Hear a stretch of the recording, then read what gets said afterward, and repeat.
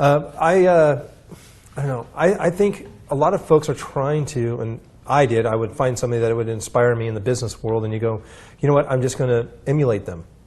And you know, when I first started my art business, you kind of do the same thing.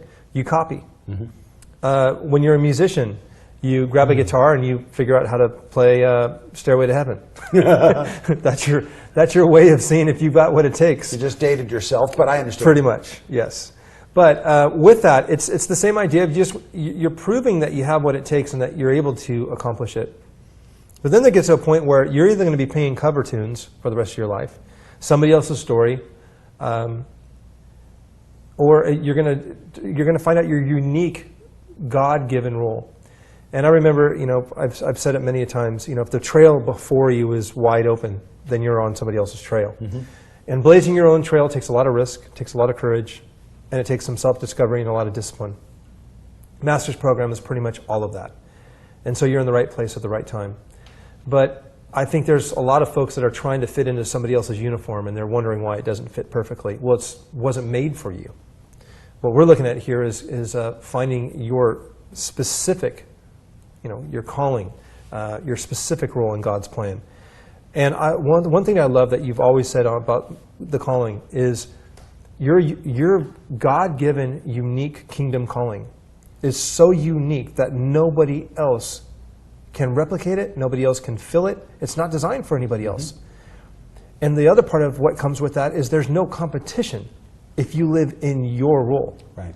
So let's keep unpacking it. Well, Noah, while that's exactly true, and we're going to be discovering that over the course of the rest of this 3-year journey together, as it regards our calling, mm-hmm. We introduced last month the notion of Meet the Twins. Yep.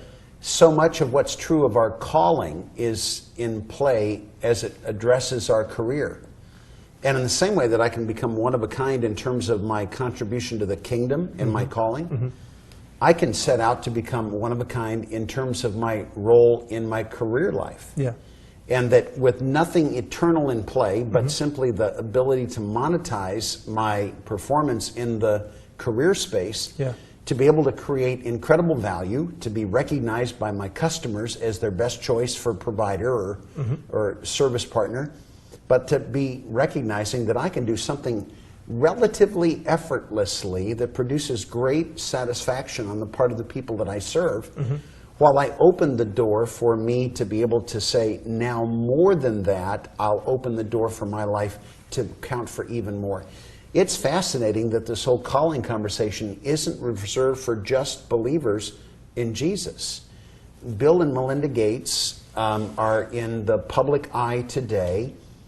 20 years ago, it would have been because of Microsoft that Bill Gates would have been in a headline. Mm-hmm. But he retired from Microsoft a few years ago. And having made the top of the Forbes 400 list of wealth in the world, mm-hmm. he now devotes his primary time, along with his wife Melinda, in what they would call their calling, which is small c, which is lifetime, not eternal, which is in this world system, not in God's kingdom. But they're out to redistribute the proceeds of their career era in terms of serving other people.